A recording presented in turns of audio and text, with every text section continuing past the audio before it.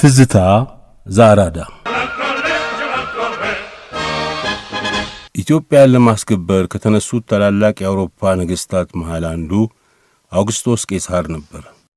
የሮማው አውግስጦስ ቄሳር አውሮፓን፣ አፍሪካን፣ እስያንም ጭምር አስገብሮ በስልጣኑ ስር ካደረገ በኋላ ክርስቶስ ከመወለዱ 29 ዓመት በፊት አይሎስ ጋሎስ በሚባል ጦር አዛዥ የሚመራ 10,000 እግረኛና 8,000 ፈረሰኛ ጦር ወደ ኢትዮጵያ ላከ ይባላል። በዚያን ዘመን የአክሱም መንግስት ገኖ ስለነበር የኢትዮጵያ የባህር ኃይል ፈጽሞ የማይበገር መሆኑን ያወቀው አይሎስ ጋሎስ ጦሩን በግብጽና በዛሬው ሱዳን በኩል አሻግሮ የአክሱምን መንግስት ለመውጋት ገሰገሰ። ይህን የሰሙ ኢትዮጵያውያን ጦራቸውን ከተው የአውግስጦስ ቄሳርን ጦር ከወሰናቸው ማዶ አቆሙት። ለብዙ ዓመታት ውጊያው ተካሂዶ ኢትዮጵያውያን አልበገር በማለታቸውና ከሮማ የመጣው ጦርም እየተመናመነ በመሄዱ የሮማው ጦር አዛዥ አይሎስ ጋሎስ ከሮማው ንጉሥ በታዘዘው መሠረት ጦርነቱ በእርቅ አልቆ የተረፈው የሮማ ጦር ወደ አገሩ ተመለሰ። በአውግስጦስ ቄሳር ላይ የደረሰውን ሽንፈት ብድር ለመመለስ በ54 ዓመተ ምህረት በሮማ የነገሰው ኔሮ ፎክሮ ተነሳ። የኔሮ አማካሪዎችም ኢትዮጵያውያን አገራቸውን የማያስነኩና በጦርነትም ማሸነፉ ሕዝቦች መሆናቸውን ነግረው ወደ ኢትዮጵያ ጦር መላክ የባሰ ውርደት ይሆናል በማለት አስጠነቀቁ። ኔሮ የአማካሪዎቹን ምክር ቢሰማም የዘመኑን የኢትዮጵያን ጦር የሚሰልል የስለላ ቡድን ወደ ኢትዮጵያ ላከ። እዚህ ላይ ሮማዊው የዘመኑ ታሪክ ጸሐፊ ሴኔካ ከጻፈው በጥቂቱ እንጥቀስ። ኔሮ የአባቶቹ ምኞት ለመፈጸም የአባይን ምንጭ የሚፈልጉ ናቸው ብሎ ለኢትዮጵያ ንጉሥ ደብዳቤ ጽፎ ሰላዮቹን ወደ ኢትዮጵያ ላከ። እኛ የተላክነው ሰላዮች ኢትዮጵያ ውስጥ ከርመን ስንመለስ ሕዝቡ ጦረኛ መሆኑንና በአሁኑ ጊዜ ወደ ኢትዮጵያ ጦር መላክ እንደማያዋጣ ነገርን።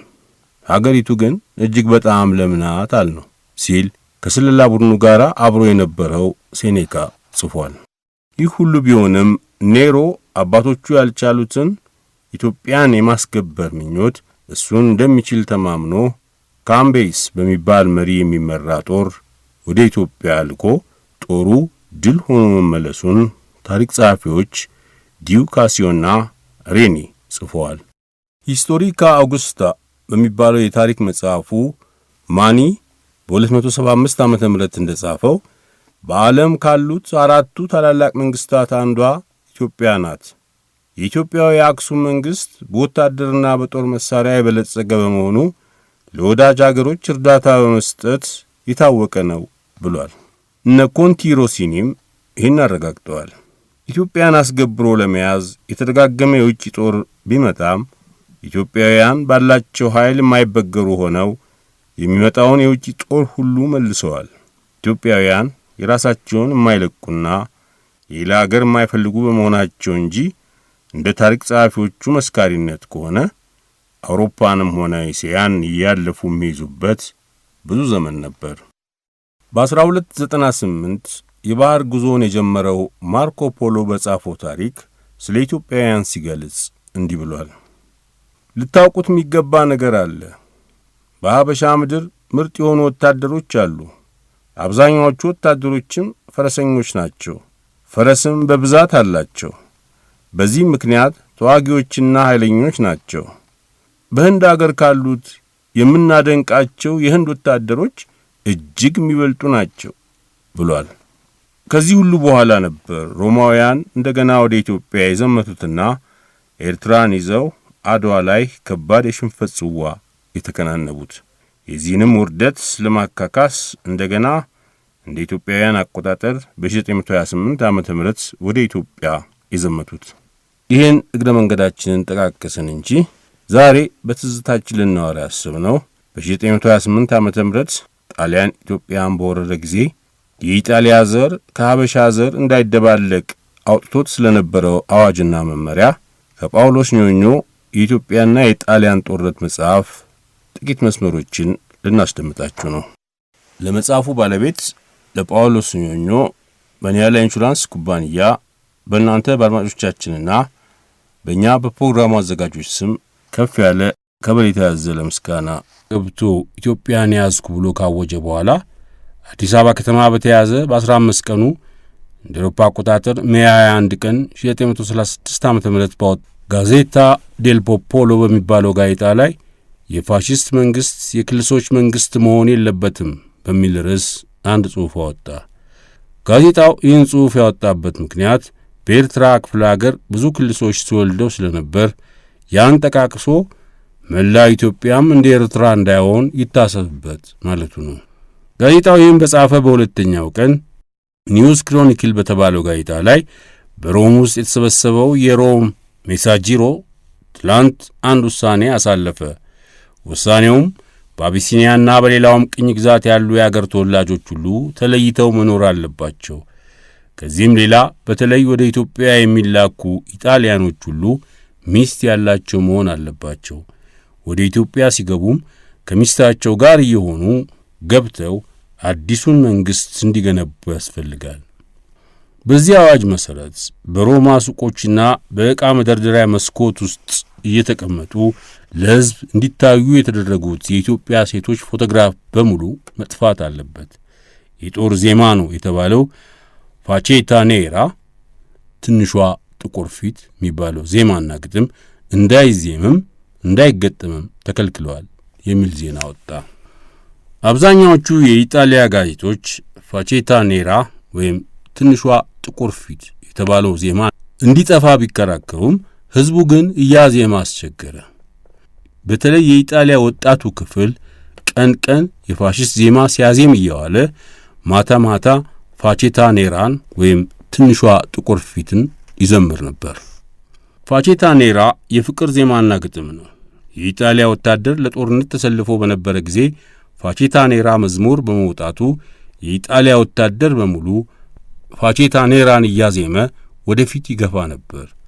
የዛን ጊዜ ክልከላው ባይጠናከርም ኢጣሊያውያን ከኢትዮጵያውያን ጋር በፍቅር ከተሳሰሩ ለፋሺስት ዓላማ አደገኛነቱ ስለታወቀ ዜማው እንዳይዜም አዲስ አበባ በተያዘች በ15 ቀን በአዋጅ ተከለከለ።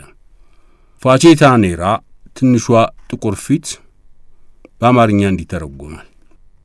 ኮረብታ ላይ ሆነሽ ባህሩን ታያለሽ፣ ጠይሟ ውብ ቆንጆ የባሪያ ባሪያ ተብለሽ እንደ ህልም ሆኖ ላንቺ ይታይሻል። ብዙ መርከቦች ሦስቶቹን ቀለማት ያውለበልቡልሻል። አንቺ ጥቁር ፊት ያበሻ ውቢት ጠብቂ በጉጉት ደርሷል ያ ሰዓት ስንቀርብ ስንጠጋሽ አለ የምንሰጥሽ ዱቼና ቄሳርን እንሰጥሻለን። አንቺ ጥቁር ፊት ያበሻ ወጣት እንወስድሻለን ወደ ነጻዋ ሮማችን። በእኛ ፀሐይ ትሳሚያለሽ ጥቁር ሸሚዝም ትለብሻለሽ። አንቺ ጥቁር ፊት ያበሻ ወጣት ጠብቂ በጉጉት ደርሷል ያ ሰዓት ስንቀርብ ስንጠጋሽ አለ የምንሰጥሽ ዱቼና ቄሳርን እንሰጥሻለን። ወደ አማርኛ ሲተረጎም ከሞላ ጎደል ይህን ይመስላል። የፋቼታ ኔራ ግጥዘች ይሄ ዜማ በአዋጅ በመከልከሉ የፋሽስት ዓላማ ምን መሆኑ ለመላው ዓለም ታወቀ። የነጻዎቹ አገሮች ነጻ ጋዜጦችም የኢጣሊያን መንግስትና ጋዜጦችን እያወገዙ ይጽፉ ጀመር። ግን ጩኸታቸው ተቀባይነት ስለሌለው ጥር 2 ቀን 1929 ዓ.ም ሲኞር ሞሶሎኒ በአበሻ ምድር ማንም ነጭ ከማንም ጥቁር ጋር እንዳይገናኝ የሚል አዋጅ አወጣ።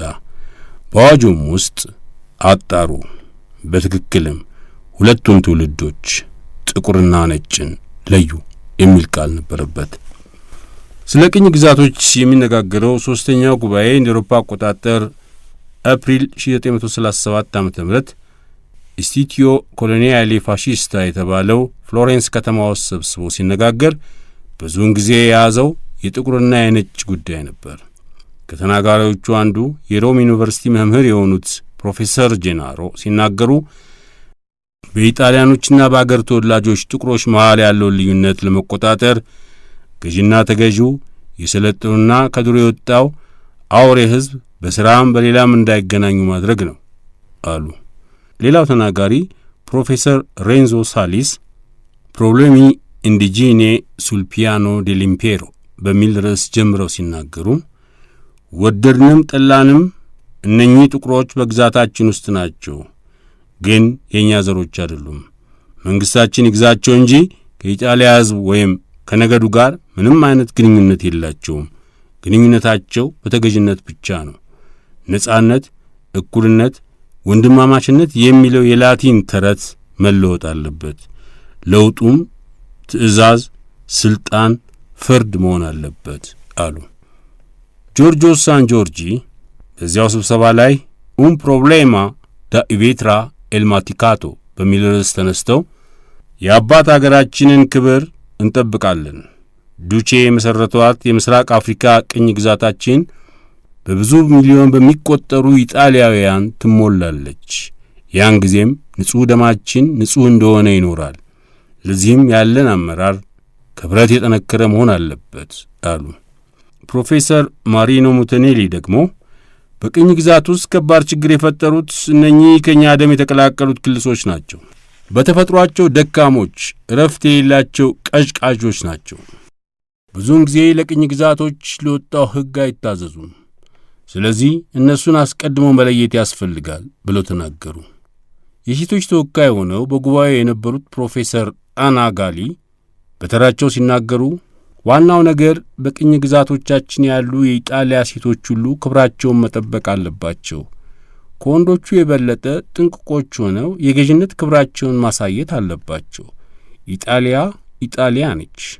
ኢጣሊያ በማይረባ ደም እየተደባለቀች ክብሯ ሊጎድፍ አይገባም። ሮማና ታሪኳ እንደ ተከበሩ ይቆያሉ ሲሉ ተናገሩ። ይህ በፍሎሬንስ ከተማ የተካሄደው ጉባኤ ሲፈጸም በኢጣሊያ ንጉሥ በቪቶሪዮ አማኑኤል ሳልሳዊ ፊርማ የጸደቀ አዋጅ እንደ አውሮፓ አቆጣጠር አፕሪል 19 ቀን 1937 ዓ.ም በእኛ አቆጣጠር ሚያዝያ 11 ቀን 1929 መሆኑ ነው ወጣ። ከአዋጁም ጥቂቱ እንዲህ የሚል ነው። ማንኛውም ኢጣሊያዊ ዜጋ በኢጣሊያ ምድርም ሆነ በቅኝ ግዛት አገሮች ያለ ኢጣሊያዊ ሁሉ በተለይ በምስራቅ አፍሪካ ካሉ ጥቁሮች ወይም በባሉ ከማይስማሙ ነጮችም ጋር ግንኙነት ሲያደርግ የተገኘ እንደሆን ከአንድም እስከ 5 ዓመት በሚደርስ እስራት ይቀጣል ይላል። እንደ አውሮፓ አቆጣጠር ሰፕቴምበር 18 ቀን 1938 ዓ.ም በእኛ አቆጣጠር መስከረም 8 ቀን 1931 መሆኑ ነው ሙሶሎኒ አንድ ዲስኩር ተናገረ። ይሄ የዘር መለየቱ ጉዳይ እንደተጠበቀው አልሆነም። አሁንም የሰደደውን ስር አልነቀለም። ታሪክ እንደሚያስተምረን ኃይለኛ መንግሥት በወታደሩ ኃይል ሌሎች አገሮችን ያስከብራል፣ ግን ክብሩን ሳይጥል ክብሩን ጠብቆ መሆኑ ይታወቅ አለ። ይህ የሙሶሎኒ ዲስኩር በቅኝ ግዛቶች ሁሉ ከተላለፈ በኋላ ሙሶሎኒ ዲስኩር ባደረገ በሦስተኛው ቀን ማለትም ሰፕቴምበር 21 ቀን በእኛ መስከረም 11 ቀን አዲስ አበባ ከተማ ውስጥ አንድ አዋጅ ወጣ። አዋጁም እንዲህ ይላል። ለሕዝባችን ጤንነት፣ ለኢጣሊያኖች ክብር ስንል ቀጥሎ ያለው ታውጇል። ማንኛውም ኢጣሊያዊ ቀርቶ ከውጭ አገር የገባ የውጭ አገር ሰውም ቢሆን ለጥቁሮች ከተከለለው ከተማ እንዳይደርስ። ማንኛውም ኢጣሊያዊም ሆነ ወይም ከውጭ የገባ የውጭ አገር ሰው ከማንኛውም ጥቁር ወይም የአገር ተወላጅ ጋር ንክኪ እንዳያደርግ። ለጥቁሮች ከተከለለው ክልል ወደ ተክለ ሃይማኖት አካባቢ ወይም ከአዲሱ ከተማ ጉዳይ ወይም ሥራ ኖሮት ለመግባት የሚፈልግ ማንኛውም ኢጣሊያዊ ወይም ከውጭ የገባ የውጭ አገር ተወላጅ ከመግባቱ በፊት ከባለሥልጣኖች ፈቃድ እንዲቀበል። ማንም ኢጣሊያዊ ወይም ከውጭ የገባ የውጭ አገር ሰው ለጥቁሮች ከተከለለው ከተማ የፖሊስ የይለፍ ወረቀት ሳይኖረው እንዳይገባ ተከልክሏል የሚለው አዋጅ ኮሪየሬ ዴልኢምፔሮ በተባለው አዲስ አበባ እየታተመ በሚወጣው ጋዜጣ ላይ ታንበር 26 ቀን በእኛ መስከረም 16 ቀን የወጣው ለንደን ታይምስ ጋዜጣ ጥቁሮች በሚነዱት መኪና ነጮች እንዳይቀመጡ መከልከሉን አወራ። የጀርመን ናዚ ያወጣውን አመራር የኢጣሊያ ፋሽስት መንግሥትን በመከተል የዘር ልዩነት መመሪያ የሆነውን ላዱፌሳ ዴላ ራዛ የተባለው የአመራር መመሪያ የፖሊሲ ማለት ነው መጽሐፍ እንደ አውሮፓ አቆጣጠር ኦገስት 5 ቀን 1938 ዓ.ም ታትሞ በሥራ ላይ እንዲውል ተደረገ። የመጽሐፉ መሸፈኛም የሮማዊ ሐውልት በብረት ሰይፍ ከአይሁዶችና ከጥቁሮች ሲለይ የሚያሳይ ነው። ጁሴፔ ፋብሬ የተባለው የፋሽስት ፓርቲ አባል ኢትዮጵያ በተባለው ሮማ በሚታተመው ጋዜጣ ላይ ራዛ ኤዶሚኖ በሚል ርዕስ ተነስቶ በቅኝ ግዛት ያሉት መኮንኖቻችን ከጥቁር መኳንንቶችና ሠራተኞች ጋር የሚያደርጉትን ግንኙነት በጥብቅ እንቃወማለን። እነኚህ ጥቁሮች ከእኛ ሰዎች ጋር የሥራ ግንኙነት በሚያደርጉበት ጊዜ ሕሊና የሌላቸው ፍጥሮች በመሆናቸው ከእኛ ሰው ጋር እኩል የሆኑ ይመስላቸዋል። እንዲህ ዐይነቱ ግንኙነት ከቀጠለም አገራችን በበሽታ መበከሏ ነው። የጥቁሮቹ ቢሮ ከነጮቹ ቢሮ በጣም በራቀ ቦታ መሆን አለበት። ጥቁሮቹ ለነጮች ፋይሎችን በሚያቀርቡበት ጊዜ እጃቸው ፋይሉን እንዳይነካው ፋይሉን በሌላ በንጹሕ ወረቀት መያዝ አለባቸው። ታላቁ የተከበረ ደም ያለበት ታላቁ ኢጣሊያዊ በማያውቀው አገር ገብቶ የቋንቋ ችግር ስለሚያጋጥመው አስተርጓሚ ያስፈልገዋል ይባላል። ስህተት ነው። አስተርጓሚው በሽታ እንዳያጋባበት ኢጣሊያኖቹ በአስቸኳይ ቋንቋ የሚማሩበት ዘዴ መፈጠር አለበት። እንዲህ አድርጎ ታላቁ የፋሽስት መንግሥት የታላቂቱን ኢጣሊያ ዜጋ ክብር መጠበቅ ይገባዋል ሲል ጻፈ። በዚህ ጽሑፍ መሠረትም ኢጣሊያውያን አማርኛና ኦሮምኛ ቋንቋ የሚማሩባቸው 2 መጻሕፍት ታትመው ወጡ። ኤፕሪል 19 ቀን 1937 ዓ.ም በእኛ አቆጣጠር ሚያዝያ 11 ቀን 1929 ዓ.ም አንድ ተጨማሪ አዋጅ አዲስ አበባ ላይ ወጣ። አዋጁ አንቀጽ 11 ላይ ይህ አዋጅ ከታወጀበት ከኤፕሪል 19 ቀን በኋላ ማንኛውም ኢጣሊያዊ ዜጋ ከጥቁር ሴት ልጅ ቢያስወልድና ልጁን አምኖ ቢቀበል በዚህ በወጣው ሕግ መሠረት ይቀጣል ይልና በአንቀጽ 12 ላይ ደግሞ ማንኛውም የኢጣሊያ ዜጋ ለጥቁሮች ከተከለከለው ስፍራ ያለ ፈቃድ ገብቶ ቢገኝ እስከ 6 ወር በሚደርስ እስራት ወይም እስከ 2000 ሊሬ በሚደርስ ቅጣት ይቀጣል ይላል። 13ኛው አንቀጽ ላይ ደግሞ አንድ ጥቁር የሚያሰራውን ሥራ አንድ ኢጣሊያዊ ያለ ባለሥልጣኑ ፈቃድ ሥራውን ለመሥራት ቢስማማ 500 ሊሬ ይቀጣል ይልና አንቀጽ 14 ላይ ደግሞ አንድ ኢጣሊያዊ ወይም የኢጣሊያ ዜጋ ለጥቁሮች ከተከለከለው ስፍራ ካሉት መጠጥ ቤቶች ገብቶ ሲጠጣ ቢገኝ ከ1 ወር እስከ 1 ዓመት በሚደርስ እስራት ወይም ከ200 እስከ 500 ሊሬ በሚደርስ የገንዘብ መቀጮ ይቀጣል ይላል።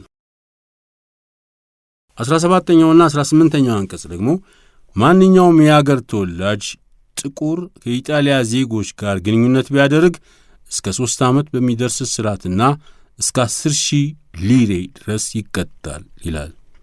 ይህ ሁሉ አዋጅ ቢታወጅም የፋሽስት ባለሥልጣኖች ለፕሮፓጋንዳ እየተባለ በፈቃድ ከጥቁሮች ጋር ቢገናኙም ተራው ወታደርና ሲቪሉ ተራ ኢጣሊያዊ ግን አዋጁን ተቀብሎ በተግባር ላይ አላዋለውም ነበር። ስለዚህ ጉዳይ ማስረጃ እንዲሆን በዘመኑ የታወቁ ኢጣሊያዊ ጸሐፊ ዳንቴ ጋሊያዚ እንደ አውሮፓ አቆጣጠር በ1959 ዓ.ም ባሳተሙት ኢል ቪዮሊኖ ዲ አዲስ አበባ በተባለው መጽሐፍ እንዲህ ብሏል። አበሻ ሴት ጎጆ ውስጥ 2 የኢጣሊያ ወታደሮችን አገኙ። አንደኛው የብርጌድ ጦር አዛዥ ነው።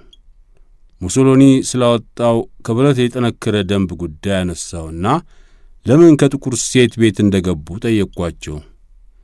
ልክ ነህ፣ ሕግ ነው። ነገር ግን ካራቢኔሮቹም ፖሊሶቹ ማለታቸው ነው፣ ካራቢኔሮቹም እንደኛው ሰው ናቸው። በእንዲህ አይነቱ ቦታ ሲያዩንም ዐይናቸውን ጨፍነው ያልፋሉ። ምክንያቱም እነሱም እንደኛው ናቸው። የእንቁላል ችግር አለብን።